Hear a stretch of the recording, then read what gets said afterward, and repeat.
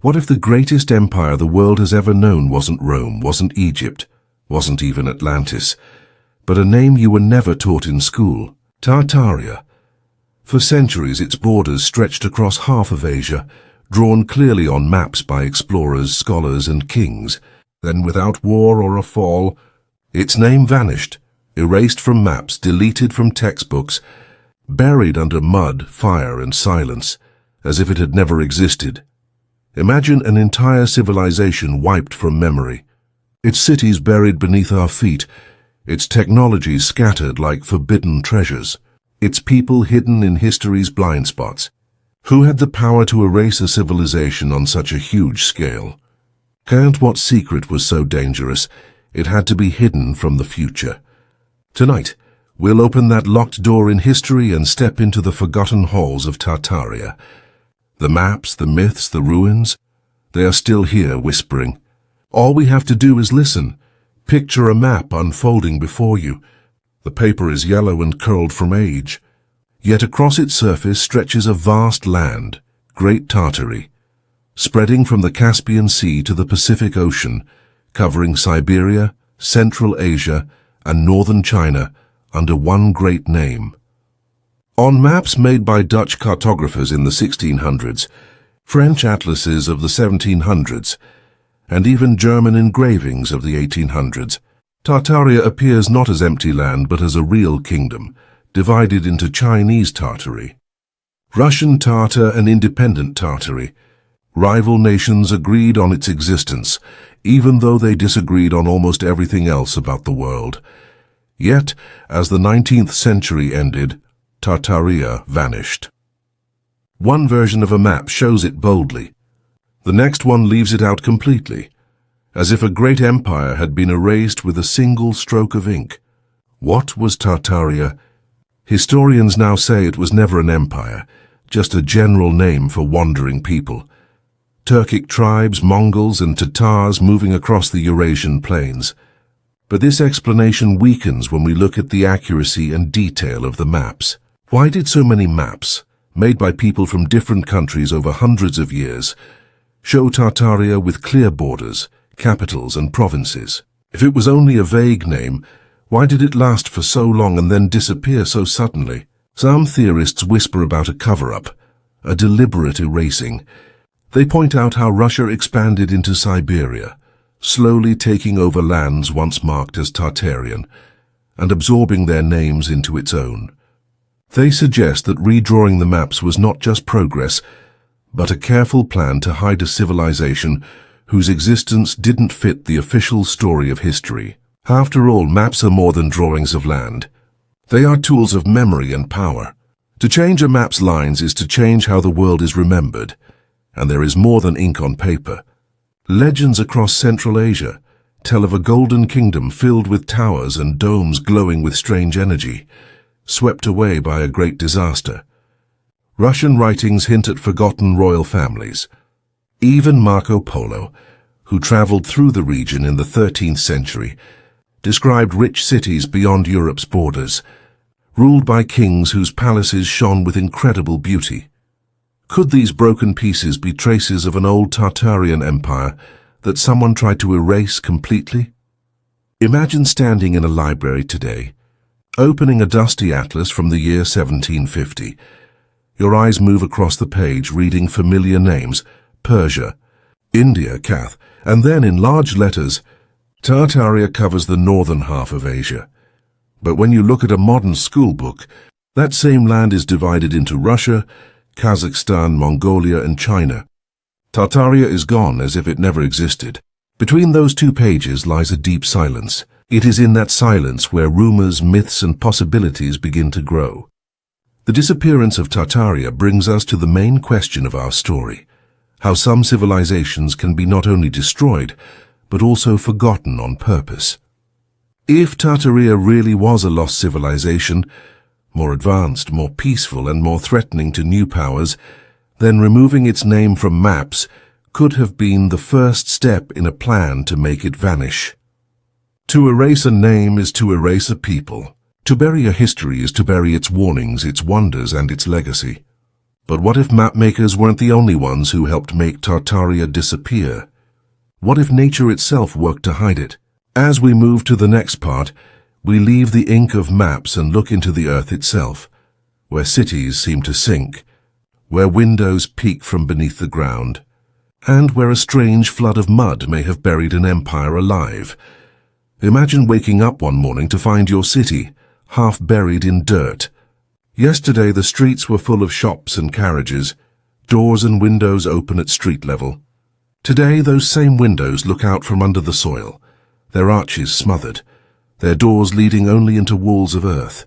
A heavy silence fills the air, broken only by the faint sound of shifting ground. This is the haunting picture at the center of the mud flood idea, a disaster of liquid earth that may have trapped whole cities, not over long centuries, but suddenly within human memory. The clues are everywhere if you know where to look. In Seattle, the famous underground city shows entire blocks of 19th century buildings preserved beneath the sidewalks. Tour guides point to fancy brick fronts whose first floors are now basements, their windows staring upward at the feet of people walking by. Official history gives a simple answer.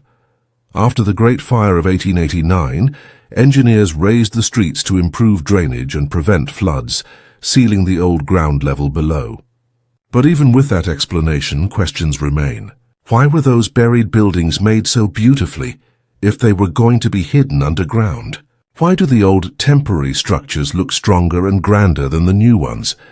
Travel to Moscow, and you'll see churches whose lower arches are buried beneath the ground, their doors half covered in soil. In St. Petersburg, windows appear at what should be basement level, yet they have fancy decorations that suggest they were once at street level. In Paris, photographers capture row after row of half-buried windows under modern sidewalks, their perfect design hinting that this was not random, but that the buildings themselves had sunk. And in Edinburgh, the South Bridge vaults stretch beneath the city, sealed for centuries, their stone rooms blackened by soot yet strangely well preserved, as if waiting to be found again. Geologists offer logical explanations. They say soil builds up over time, roads are raised for better hygiene. Cities, they explain, are like layered books, one level built upon another. In Chicago, during the mid-19th century, engineers famously lifted whole blocks, using thousands of jacks to install sewers underneath. In Paris, the rebuilding under Baron Haussmann raised street levels greatly. Yet the strange thing is how similar the burial depths are, often 10 to 20 feet deep, appearing across many continents within the same 18th and 19th centuries. It stretches belief. How did so many cities all over the world change in the same way at the same time? Supporters of the mud flood theory argue that it wasn't slow change, but one giant sudden disaster. They imagine the earth itself turning to liquid, soil turning to mud from huge vibrations, maybe caused by earthquakes, lightning-like energy, or even unknown weapons. When the ground turns to slurry, whole buildings sink as if swallowed. And when the soil hardens again, it traps them, leaving beautiful doorways and windows buried in silence. The image is terrifying. Picture a busy street one evening, gas lamps shining, carriages rolling by. By morning, that same street is quiet, its lower floors buried in mud. Windows stare blankly into packed earth, and rooftops stick out like survivors gasping for air. For the people who lived through it, the world would have turned into a grave overnight. Some researchers mention written reports. In 19th century Eastern Europe, newspapers told of sudden mudslides that swallowed houses. Old Russian folk tales speak of villages sinking into the ground in a single night. In Central Asia, stories tell of temples buried so deeply that only their domes could be seen above the dirt. Could these be confused memories of one worldwide event? In America, old photos from Salt Lake City and San Francisco show buildings where the ground floor windows are oddly below street level, decorated far more beautifully than what pioneer builders were said to have made. In Europe, old drawings show the same thing. Windows too low, doors leading straight into dirt. These strange details don't prove a mud flood happened, but they create a web of questions. Skeptics reply with common sense. Cities grow, disasters happen, and roads are raised. But the uneasy feeling remains. When you walk down a street and see windows peeking from below the sidewalk, it feels less like city planning and more like a hidden secret, as if something was buried and someone didn't want us to notice. And that brings us to the boldest idea of all, that the mud flood might not have been natural at all. Some people believe it was created on purpose, a planned event to wipe out a civilization. They say powerful energy storms from the sky, maybe controlled by secret technology, melted the ground, or that strange devices, which we no longer understand, caused huge earthquakes that turned stone cities into buried ruins. If Tartaria really existed, and if it had knowledge that scared the new powers of the industrial age, what better way to erase it than to bury it right under our feet? Imagine a worker digging the ground to build something modern, and suddenly finding an old stone archway still perfect, hidden 20 feet below. Imagine the surprise when construction workers find fancy old walls and decorations sealed away, as if time had stopped long ago. These discoveries still happen. Photos appear showing digging sites with grand building fronts where there shouldn't even be a basement. It's like the ground itself became a secret vault, hiding memories that history books can't explain. The mud flood theory stays popular because it feels like a real version of a big symbol, history swallowed by the earth and silence. Whether it was a natural disaster or something humans caused, it reminds us that civilizations don't just vanish. They get buried, they get hidden, and sometimes they wait to be found again. If the mud flood really happened, if whole cities were swallowed by waves of melted earth, then what could still be hiding below us? Maybe giant rooms, streets frozen in time, voices trapped behind stone walls. To find out, we have to go deeper, not into theories, but into the real basements and tunnels under our cities, where traces of that buried world still remain. Walk carefully down a narrow stairway in lower Manhattan. The loud city sounds fade, until you only hear water dripping and your footsteps echoing. Ahead, under weak hanging lights, a brick arch curves overhead, an arch not meant for modern eyes. Its stones are carefully shaped, its symmetry too perfect for a storage basement. Here, under New York's streets, stands a design that feels borrowed from another time, a reminder that below us, hidden worlds wait in silence. The New York subway system has revealed more than tracks and tunnels. In the early 1900s, workers found arched ceilings and vaults buried far deeper than expected. Some stairways led nowhere, blocked by dirt. Pressed for time, the builders just worked around these strange finds. Official stories say they were just old construction parts or utility rooms. But the fine stonework, fancy carvings and detailed edges suggest something more. Were these really basements, or the ground floors of a forgotten city buried alive? Chicago has a mystery too. After the big fire of 1871, engineers lifted entire city blocks, using thousands of jacks to make space for sewers below. But photos taken during the work show building fronts already sunken deep, windows half buried, and doors closed with bricks. In some places, workers even found whole shop fronts sealed under new streets. Were these simply caused by the city's rebuilding, or proof that Chicago was already partly buried before the fire gave a good excuse? In Edinburgh, you can find the South Bridge vaults, a maze of rooms sealed for hundreds of years beneath the city.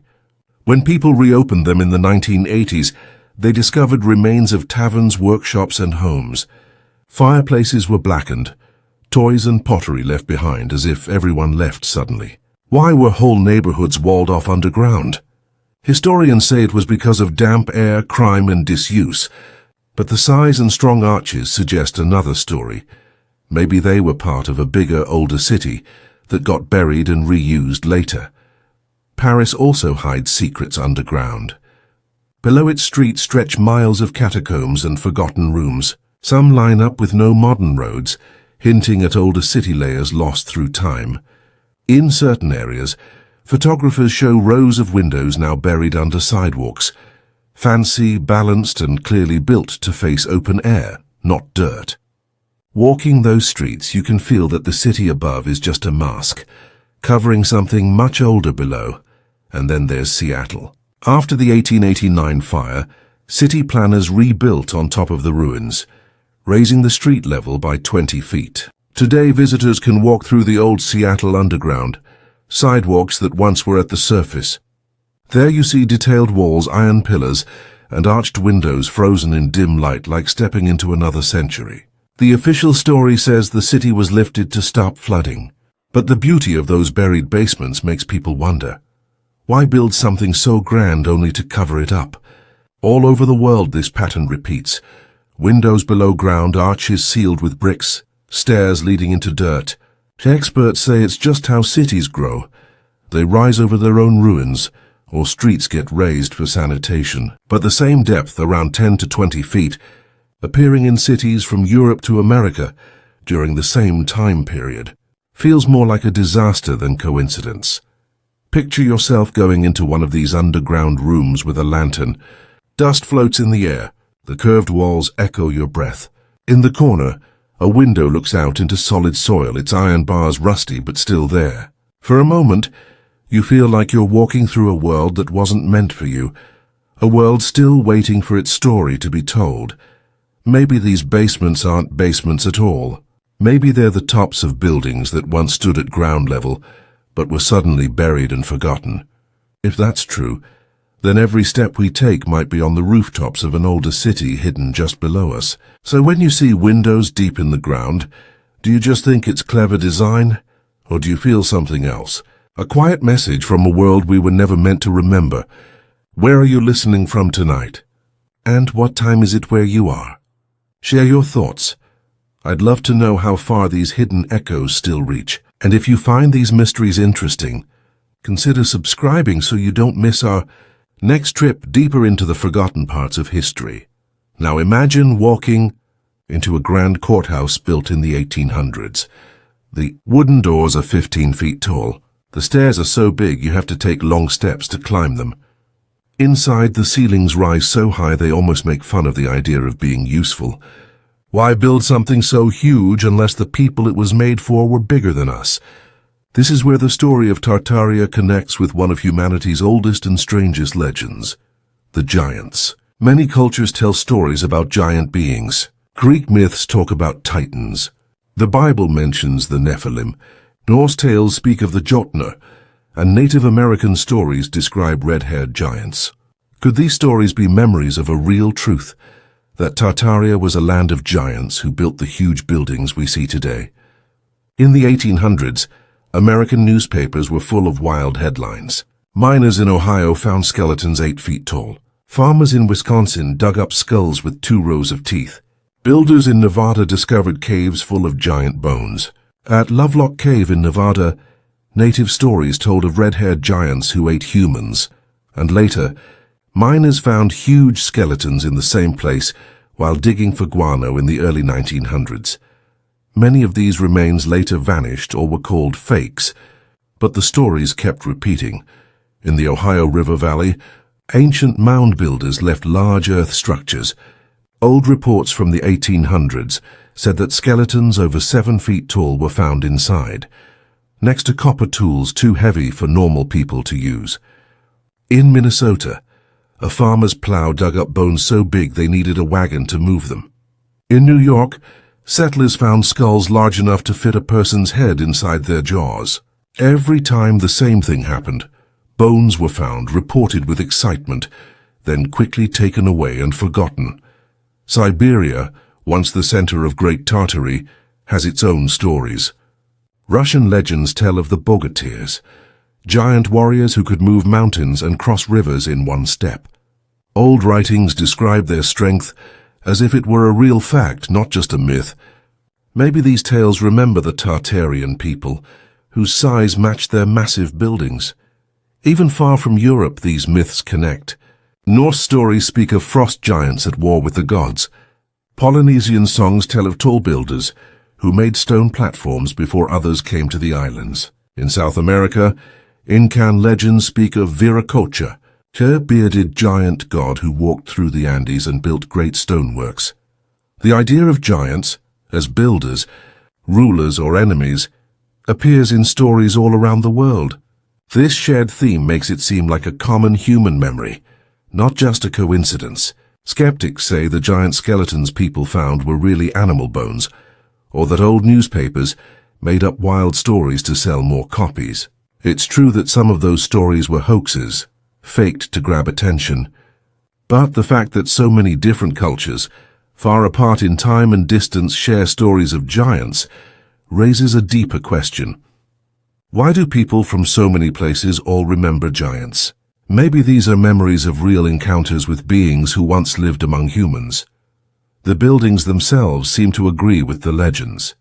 Huge palaces in St. Petersburg, opera houses in San Francisco, and government buildings in Washington, D.C. all feel a bit too big for normal humans. Old photos from the 1800s sometimes show tall, blurry figures, almost as if they were edited or erased to look normal. Was Tartaria a place where giants lived with humans? Or was it a world made just for them? Think about the large weapons and armor in museums. Some swords and suits of armor in Europe stand more than 7 feet tall. Experts say they were only for display or ceremonies, but the way they're built looks useful, like they were made for real use by very tall warriors. If these items were only for show, why are there so many across different cultures? And why do their sizes match the giant skeletons said to be found in North America and Asia? If giants were real, it would change everything. A race strong enough to lift huge stones with their hands wouldn't need cranes to build cathedrals. Their deep voices might have naturally matched the sound frequencies used in Tartarian technology. Their size and strength could explain the giant forts, domes, and stairways that seem too large for ordinary people. But if they existed, where did they go? Were they wiped out in the mud flood? Were they hunted by smaller humans? Or do traces of them still live within us? In our DNA, in ancient myths, and in buildings that still tower above us like memories too big to erase? Imagine standing in front of the Hermitage Museum in St. Petersburg. Its halls are so wide, and its ceilings so high that even a crowd of people looks tiny inside. You might start to wonder if these spaces were really built for humans, or if we are walking through the ruins of beings who are taller, stronger, and left behind silent reminders of their greatness. As we move past these shadows of giants, a new mystery appears.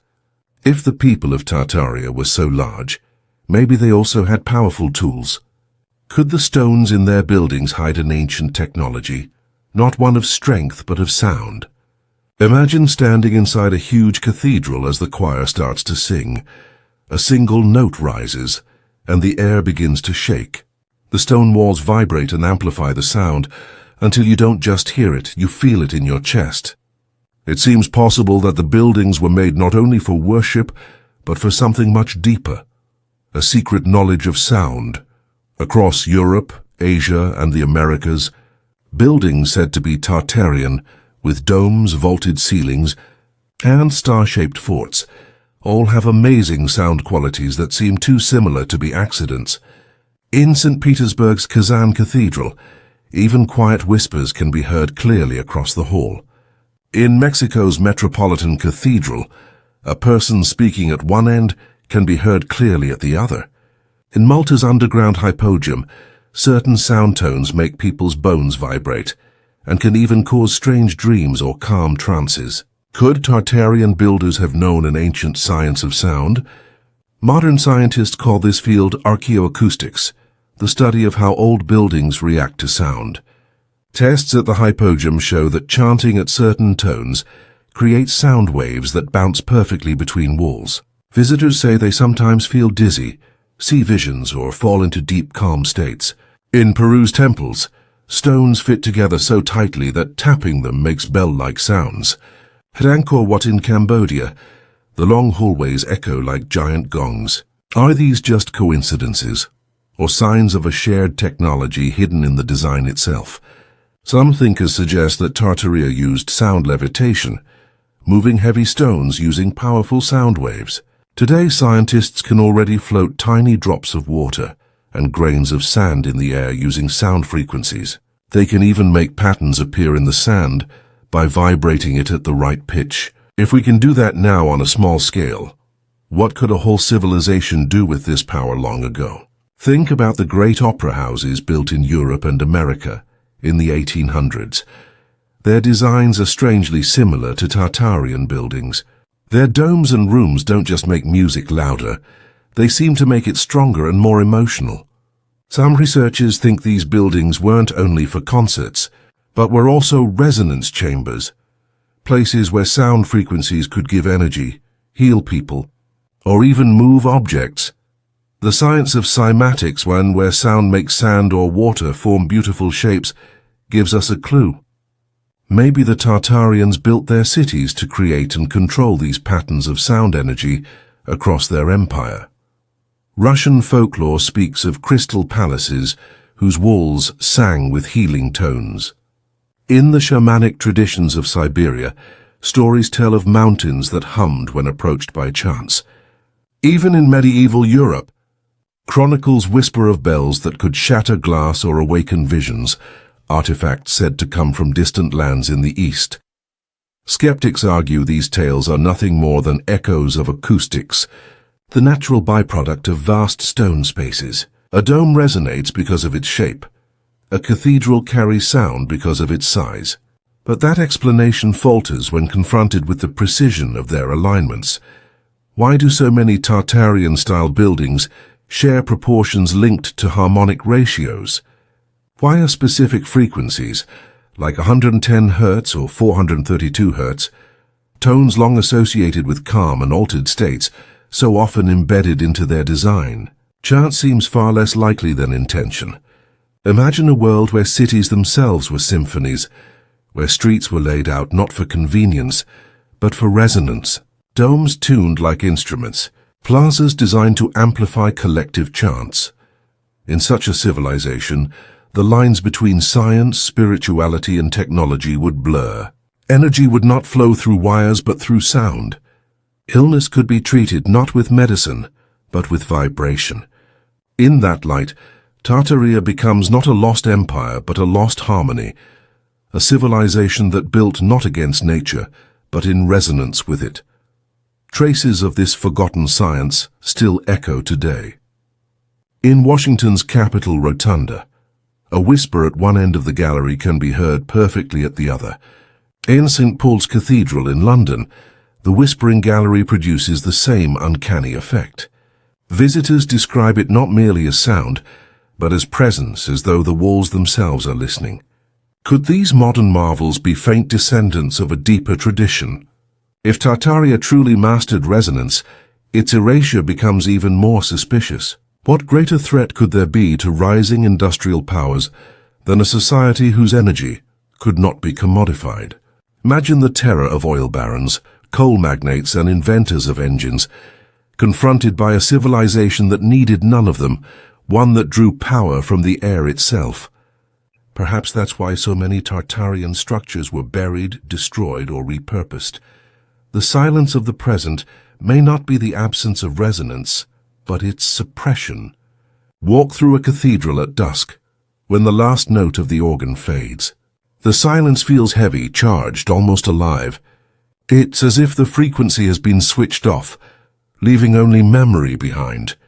Yet fragments endure. A single hum in a hippogym, a bell tone in a Russian palace, the strange clarity of a whisper in a star fort. They remind us that sound is more than entertainment. It is power. Power that shapes stone, mind, and memory alike. If Tartaria once tuned the world itself to its frequency, then perhaps the skies above hold the next clue. What if the same forces that lifted voices in stone halls also lifted vessels into the air? Vast airships gliding silently above rooftops, their silver hulls reflecting sunlight. No roar of engines, no smoke, only a low hum, as if the sky itself carried them. These are the visions that haunt the lore of Tartaria. Airships not as crude balloons, but as vessels defying gravity, bridging continents in ways our textbooks claim impossible for the 19th century. Old photographs seem to whisper of them, grainy silhouettes hovering over city skylines. too immense and too stable to be dismissed as primitive hot air contraptions. In one image from California, a cigar-shaped craft floats above telephone poles. In another from Germany, a ship-like vessel hangs in the air, silent, solid, almost sentient. Skeptics call them hoaxes. But when viewed together, a pattern emerges, a memory of skies once busier than we're told. The patents of the late 1800s deepen the mystery. Engineers like Charles Delshow filled notebooks with fantastical airship designs, some powered not by gas, but by coils and rotors drawing unseen energy from the air itself. Nikola Tesla envisioned machines that could draw wireless power directly from the ionosphere, needing no fuel at all. Was Tesla truly alone in his dreams, or was he echoing the last whispers of Tartarian knowledge, suppressed before it could take root? Even architecture hints at this possibility. Many early skyscrapers were topped with mooring masts, designed seemingly out of proportion for simple balloons. Why would architects build docking points unless airships were meant to use them? And not fragile prototypes, but grand vessels, capable of carrying passengers, goods, even entire communities through the air. Descriptions of these ships often mention not just silence but illumination, glowing halos, radiant hulls, a faint hum felt more than heard.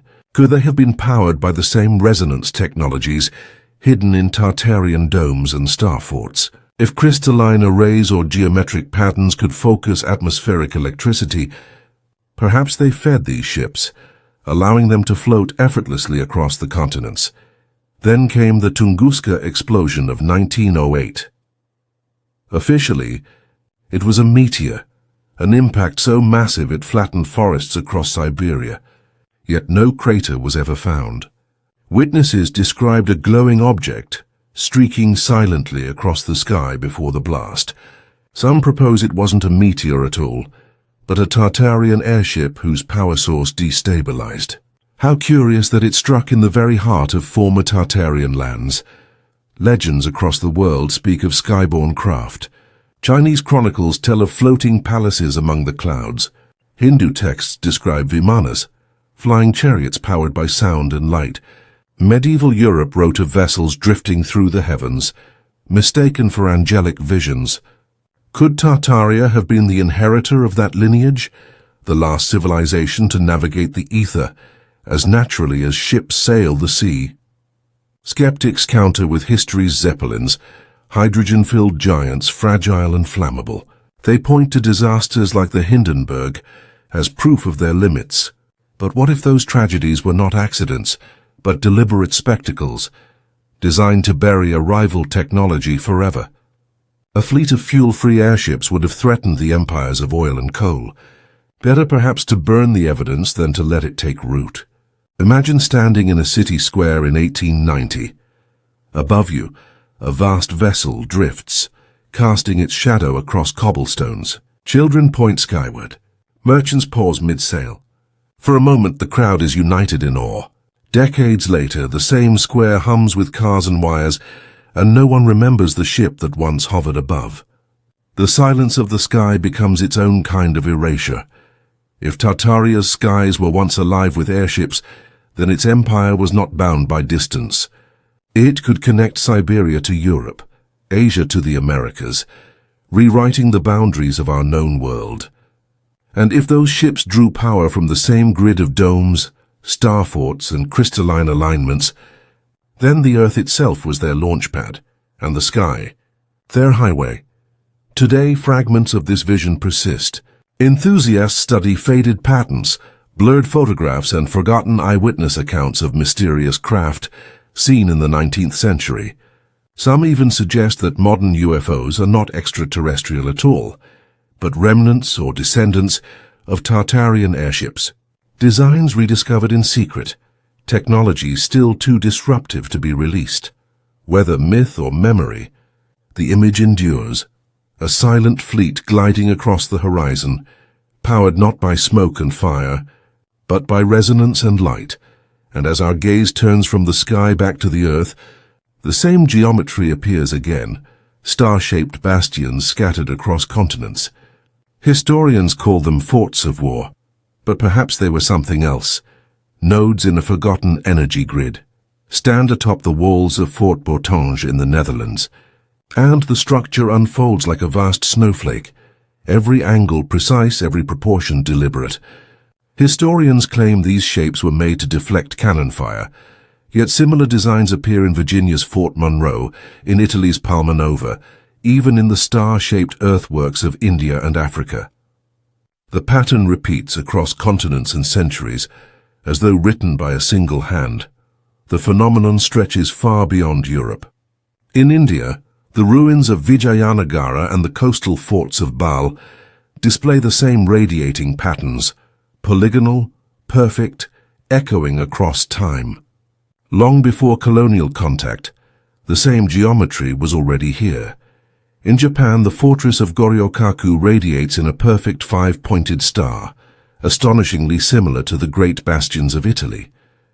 Across Africa, remnants of earthworks in Benin and Angola reveal the same design, geometric fortresses carved into the land with mathematical precision. How could cultures separated by oceans converge upon the same pattern, the same sacred form? Was it diffusion through empire and trade?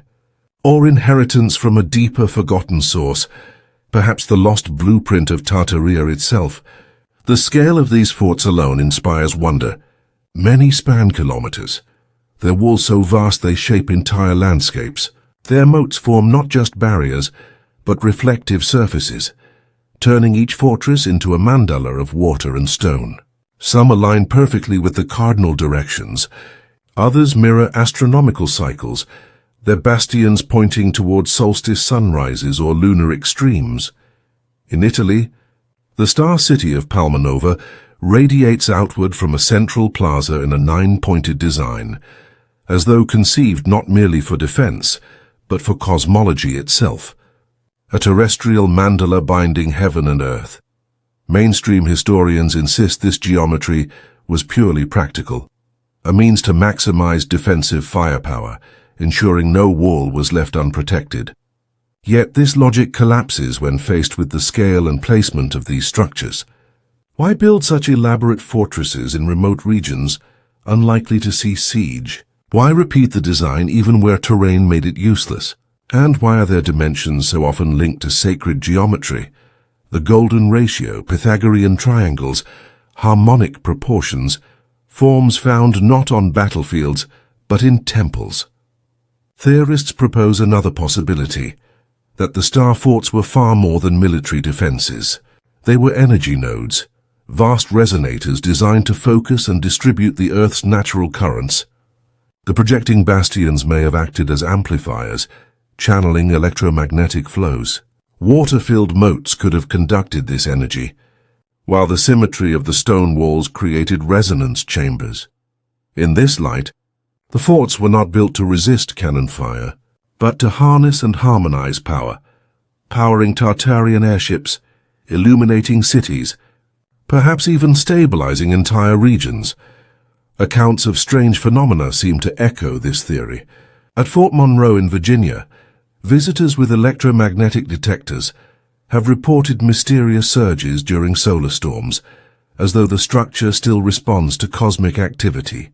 In Belgium, near Fort Ebenemayel, locals have long spoken of a deep humming sound during lightning strikes. And in Palma Nova, residents describe an uncanny clarity when speaking in the central plaza, as though the entire city itself amplifies the human voice. Could these be remnants of a technology we no longer understand? Even the symbolism embedded in their shape speaks volumes. The star, one of humanity's oldest sacred icons, appears in Sumerian tablets, Celtic carvings, and Islamic mosaics. Pentagrams, hexagrams, and nine-pointed stars all carry ancient mathematical and mystical meanings. To embed such symbols in fortresses suggests a dual purpose, outwardly military, inwardly spiritual, or energetic. Perhaps the forts were camouflage, ancient power stations disguised as bastions in an age that had forgotten their true function. Skeptics, of course, dismiss this idea. They claim geometry alone proves nothing. that Renaissance engineers like Vauban perfected the star shape simply because it worked. Yet this explanation falters when faced with global repetition. The same star geometry appears in lands where European influence was minimal, and it consistently mirrors sacred ratios far beyond what pure military utility would require. Imagine flying above Europe in the 1600s. Below, star forts dot the land, glowing in perfect symmetry, their moats shimmering in the moonlight. From the air they form constellations of stone, each connected like points in a greater pattern. If Tartaria truly commanded fleets of airships, perhaps these forts were not meant to repel armies from below, but to guide vessels from above. Navigation beacons, energy hubs, or even landing grids disguised as military architecture. Then there is the mystery of their abandonment. Many star forts were decommissioned shortly after completion, left to crumble before they ever saw battle. Others were dismantled or filled in, turned into gardens or parks. Why pour such immense effort into construction, only to discard them within decades? Was it because their real function, energetic, not military, and was lost to time? Or because the new rulers of industry sought to bury evidence of their true purpose? Even in ruin, they exude a haunting presence. Walk the grass-grown bastions of Fort Bourtange at dawn, and the air feels unnaturally still, as though the geometry itself holds the landscape in balance. Stand at the heart of Palma Nova, and the radiating streets seem to draw you outward toward infinity. These are not walls of war. They are maps in stone, guides toward a forgotten harmony between earth, sky, and structure. If Tartaria left its fingerprints anywhere, it may be here in this global constellation of star forts. Historians may call them pragmatic defenses, but their geometry whispers otherwise. They hum with the memory of something greater, an architecture that resonated with the earth itself. And if the ground once glowed with such designs, what of the skies above them? For there were times when whole cities appeared, shining with domes and palaces, only to vanish as quickly as they came. To uncover that story, we must step into the dazzling yet unsettling world of the world's fairs, where the white cities rose in impossible splendor, only to disappear as if they had never existed. Picture Chicago, the summer of 1893. Rising from the swamps of Jackson Park stands a glittering metropolis, domes, colonnades, arches, and towers gleaming under electric light. It is called the World's Columbian Exposition, but visitors simply call it the White City. Over 200 grand buildings stretch across 600 acres, their facades rivaling Rome and St. Petersburg. Boulevards hum with music, gondolas drift through illuminated lagoons, and the air vibrates with awe. And then, within a year, it is gone, demolished, burned, erased, as if the city itself had been a mirage. The official story insists the White City was temporary, its palaces built of plaster and wood, meant only to dazzle. Yet the photographs tell a different story. Look closely, and you see intricate stonework, steel domes, and carvings too ornate to be dismissed as fragile facades. How could such vast structures rise in just 2 years, in a city still recovering from the Great Fire of 1871? And why invest such magnificence in something destined for destruction? The pattern repeats across the world. The 1904 St. Louis World's Fair spanned over 1,200 acres, boasting marble palaces and monumental arches. In San Francisco, the 1915 Panama Pacific Exposition rose from the ashes of an earthquake to reveal entire boulevards of white grandeur, crowned by the Palace of Fine Arts. From Paris to Brussels to smaller cities, expositions appeared with impossible speed, dazzling millions, then vanishing almost overnight. If they were truly temporary, why did so many appear built for centuries? Some researchers believe these were not feats of construction, but resurrections. Tartarian remnants unearthed and displayed briefly before being buried again. Imagine halls and domes long hidden beneath mud or rubble, suddenly revealed by excavation, then paraded as modern marvels. By calling them temporary, Organizers could destroy them without raising suspicion. The psychological effect was profound. Millions visited these expositions. For many, their first encounter with electric light, elevators, or vast illuminated domes. They believed they were witnessing the future. But what if they were really walking through the past, through echoes of Tartaria's forgotten brilliance? To stroll through those streets was to wander a phantom empire, told it was new only to watch it vanish into smoke. The emptiness of the surviving photographs deepens the unease. Despite reports of massive crowds, many images show vast boulevards nearly empty. Dismissed as a trick of long exposure, yet the eeriness lingers. Whole cities gleaming and deserted, like stage sets awaiting an audience that never came. The ritual of destruction followed swiftly. Fires consumed exposition sites within years. The White City burned in 1894. The palaces of St. Louis were dismantled. San Francisco's temporary marble crumbled into dust.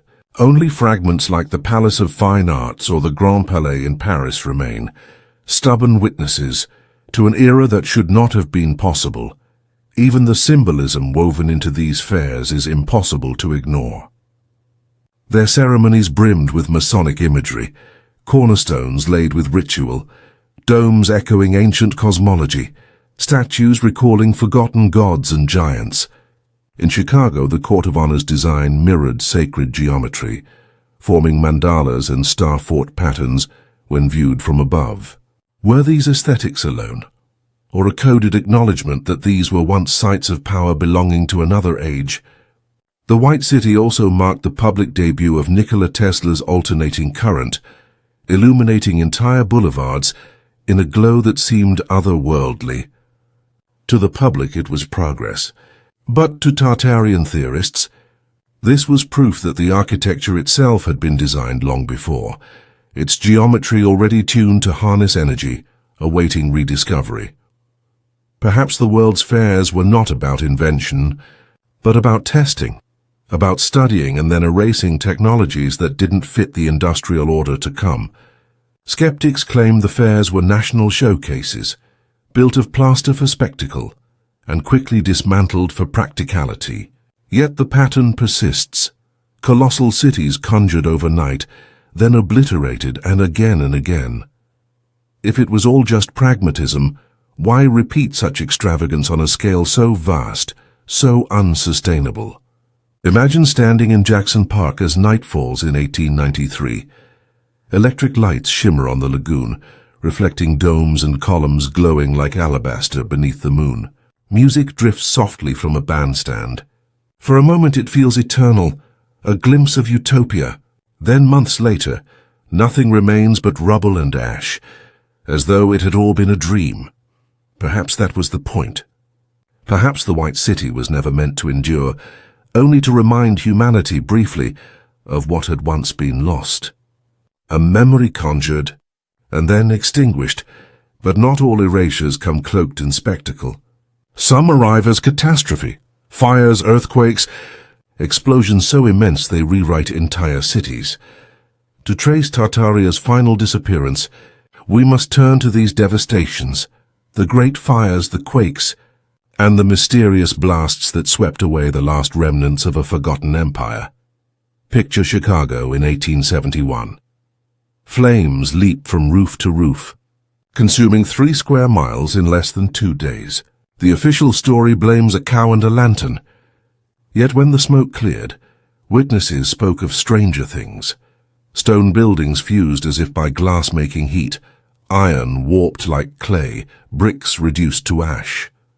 Entire districts of ornate architecture were gone. Curiously, many wooden shacks on the outskirts survived, while great stone structures in the heart of the city crumbled to dust. Oversized suits of armor preserved in European castles hint at warriors of enormous stature. In France, a sword measuring over 7 feet long is often dismissed as ceremonial, yet its balance and craftsmanship suggest it was made for battle, not display.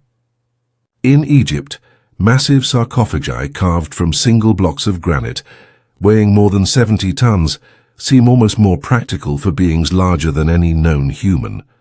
Even certain architectural features, doorways rising 15 feet high, staircases with steps uncomfortably tall, appear designed for proportions not quite our own. Were these mere aesthetic choices, or lingering traces of giants who once walked the lands of Tartaria? Modern science adds new layers to the mystery. Genetic research shows that many populations, especially across Asia and Oceania, still carry Denisovan DNA, a lineage linked to remarkable adaptations. Tibetans owe their ability to thrive in thin air to it. Melanesians inherited stronger immune responses. Some researchers suggest Denisovans may have been physically larger than modern humans, their presence echoing faintly in our bodies and myths alike. If the people of Tartaria were descended from, or intermingled with, these ancient lineages, their unusual stature and strength might have seemed godlike to later civilizations. Consider the idea of hybridization. What if Tartarian giants were not aberrations, but the outcome of unions between Homo sapiens and more archaic species? The Bible's Nephilim, sons of God who mingled with daughters of men, may be a poetic memory of such crossings. These hybrids could have inherited not only size, but also heightened awareness, resonant sensitivity to sound, perhaps even the ability to manipulate energy itself. Ancient myths seem to whisper the same. The Sumerians told of the Anunnaki, sky beings who descended to shape civilization. The Greeks spoke of titans who taught humanity before being overthrown. Many indigenous traditions remember giants as both creators and destroyers, bridging a lost age. If Tartaria marked their final chapter, its erasure may represent the deliberate silencing of a bloodline that once carried extraordinary gifts. Skeptics, however, see no mystery. Gigantism, they argue, is a medical condition, rare but natural. Those giant skeletons in old reports were mismeasured, exaggerated, or entirely fabricated. Newspapers in the 19th century thrived on sensational stories, tales of sea serpents, Martian canals, and men 9 feet tall. Double rows of teeth, they say, are merely dental anomalies. DNA reveals traces of Neanderthal and Denisovan ancestry, but no evidence of an unknown race of giants. To conventional science, the Nephilim, Titans, and Jotnar are metaphors, not ancestors. And yet, the convergence of myth, artifact, and architecture remains difficult to ignore. Why do so many cultures separated by oceans share memories of colossal beings? Why do countless burial mounds, cairns, and chambers tell stories of their massive builders? Why do remnants of ancient architecture seem scaled for bodies larger than ours? Even if literal giants never walked the earth, perhaps these myths preserve memory of a people taller, stronger, more attuned to forces beyond ordinary human perception, beings who became giants in legend precisely because of how different they were. Imagine submitting a modern DNA test. Weeks later, the results return. Fragments of Neanderthal, traces of Denisovan, and then a sliver labeled Unknown Archaic. Would you dismiss it as a lab error, or wonder if it was the genetic whisper of Tartaria's forgotten bloodline? In truth, DNA offers both revelation and mystery. It confirms that humanity is not singular. We are a mosaic of vanished lineages.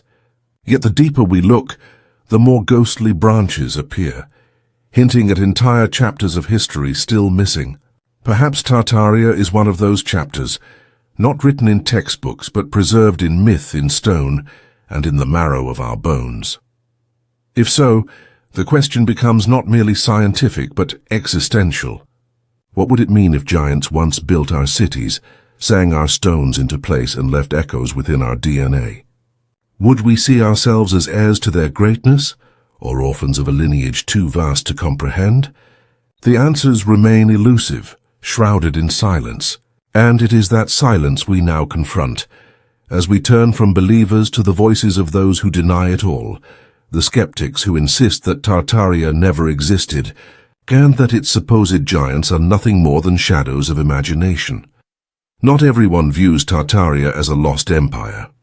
To many historians and archaeologists, the very idea is a mirage, stitched together from misread maps, misunderstood architecture, and modern conspiracies. To grasp the weight of this mystery, we must listen to them too, for their skepticism sharpens the questions that remain. Academia begins with the word itself. Tartaria, they explain, was never the name of a single civilization. It was a cartographer's convenience, a label used from the 13th to 18th centuries to describe vast, poorly known regions of Asia. Much like old maps that drew sea monsters in uncharted waters or depicted California as an island, Tartaria was simply shorthand for lands Europeans had yet to explore. As Russian, Chinese, and Central Asian borders solidified, the name naturally faded from use. There was no erasure, they say, only evolution. By the 1700s, detailed maps divided Tartary into smaller regions, Khanates, Siberian provinces, nomadic territories. What some now call an empire was, by this view, a patchwork of unrelated cultures, Turks, Mongols, Tatars, grouped under a single misleading term. When Russia annexed Siberia, the label disappeared. As for the so-called mud flood, geologists find no mystery there either. Cities grow atop their own ruins, streets rise to improve drainage, reduce flooding, or install sanitation. In Seattle, engineers literally elevated walkways after persistent floods, burying older storefronts beneath. In Paris, centuries of rebuilding raised street levels. In Edinburgh, sealed vaults lie beneath modern roads, not from cataclysm but construction. What appears catastrophic, they argue, is simply the natural sediment of urban life. The giants, too, crumble under scrutiny. 19th-century newspapers sought marvels. Their 9-foot skeletons often turned out to be misidentified bones or deliberate hoaxes. The Smithsonian denies any suppression of evidence, stating that no verifiable remains of giant humans have ever been found.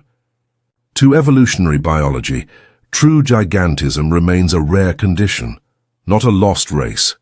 Even the ornate palaces of the world's fairs, so central to Tartarian theories, have earthly explanations. The grand halls of Chicago's 1893 Columbian Exposition were made of staff, a plaster-like material meant to dazzle briefly, then be demolished. Photographs showing empty plazas or ghostly crowds were not signs of vanished populations, but the result of long exposure times in early cameras. And yet, skepticism has its own gaps. If Tartaria was only a mapmaker's term, why did competing empires, Russian, French, Ottoman, all agree so consistently on its borders? If buried architecture is simple urban layering, why do similar depths of submersion appear across continents during the same period? And if giants are only myth, why does nearly every culture remember them? Perhaps the truth lies between extremes. Maybe Tartaria was not a single empire, yet not pure invention either. Maybe the maps, the ruins, the myths, and the genetic fragments all point toward something. Many forgotten civilizations, woven together by time and memory. Even when the skeptics dismantle the grand narrative, anomalies persist, architectural echoes, unexplained acoustics, whispers in stone and soil. And it is to these resonant remnants that we now turn. I touched the stone and the air began to hum. A traveler's words at the Bosnian pyramids capture the enduring mystery. Even when dismissed as misinterpretation or myth, the ruins seem to remember. Across the world, structures linked to the so-called Tartarian style, domes, arches, star forts, display peculiar energies. In Bosnia, electromagnetic surges spike during solar storms. Visitors report sensations of warmth, vivid dreams, or sharpened clarity in the tunnels below. In Scotland's vitrified forts, where stone walls appear melted by unearthly heat, some hear faint tones in the wind, as though the rock itself still resonates. Are these coincidences of geology and imagination, or imprints of a forgotten science of sound? The idea is not without precedent. In Malta's hypogeum, low-frequency tones are known to alter brainwaves. In Peru's Ollantaytambo, the stones fit so precisely that tapping them produces bell-like notes. Modern researchers call this archaeoacoustics, the study of how ancient structures interact with sound. What if Tartarian architecture belonged to the same lineage, built not only for durability, but for harmony? Legends across Siberia speak of singing earth, portals opened by vibration. Russian folktales describe crystal palaces that healed with sound. Indigenous American traditions recall mounds that hummed beneath the moon. Could these be fragments of a single ancient understanding, a civilization that built with resonance itself? Skeptics attribute such sensations to acoustics, suggestion, or psychology, yet the accounts share remarkable consistency: warmth without heat, sound without source, visions that arrive in dreams. Perhaps resonance itself is a kind of memory, an imprint left in matter. If Tartaria once harnessed it, then its legacy endures not in ruins alone, but in the vibrations those ruins still emit. Imagine standing inside a silent cathedral. You hum a single note and the space responds, the air trembles, the stone sings back. For a moment it feels alive, as though joined by unseen builders from another time.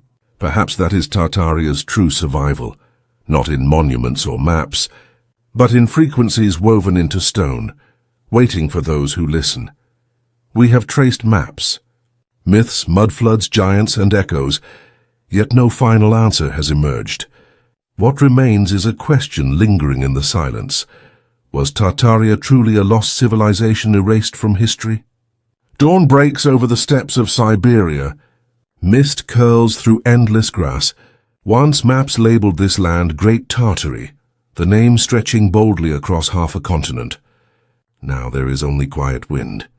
To stand here is to touch the edge of memory, where history dissolves into myth. We began with maps and ruins, with stories of giants and resonant stone. Each fragment offered a glimpse, yet none completed the picture. Was Tartaria real, an advanced civilization buried by cataclysm and erased by decree, or simply a mirror reflecting our longing for lost golden ages? The evidence remains divided. Maps fade, but the name endures. Buildings rise from buried layers, but geology offers other explanations. Skeletons vanish, yet DNA preserves ghost lineages. Cathedrals sing with impossible acoustics, yet mathematics explains the echoes. Every answer branches into more questions. Perhaps that is Tartaria's true legacy, not a vanished empire, but a reminder that history is never final. Time folds. Civilizations rise and fall, leaving descendants to wonder whether progress is ascent or return. As Graham Hancock warns, we may be a species with amnesia, and Tartaria is the name we give to what we've forgotten. Still, silence is not emptiness. Walk through an abandoned star fort at dusk, and you'll feel the air hum faintly. Step into an old cathedral, and the vaulted space still answers your voice. Study ancient maps, and Tartaria still stares back defiantly across continents. These are not relics, they are reminders. And so we end where we began, with a name that once filled the world, now whispered only in curiosity. Was Tartaria real? Was it erased? The answer lies not in certainty, but in the asking. For as long as we keep questioning, the silence breaks, and the forgotten empire lives again, if only in imagination. Before you drift into sleep, carry that question with you. And tomorrow, if you pass a doorway too tall or a window set oddly low, perhaps you'll pause and wonder, what if Tartaria is still here, hidden in plain sight? If mysteries like these intrigue you, subscribe, and join me as we keep exploring the shadows of history. Where are you listening from tonight, and what time is it there? I'd love to know how far these echoes travel. Good night.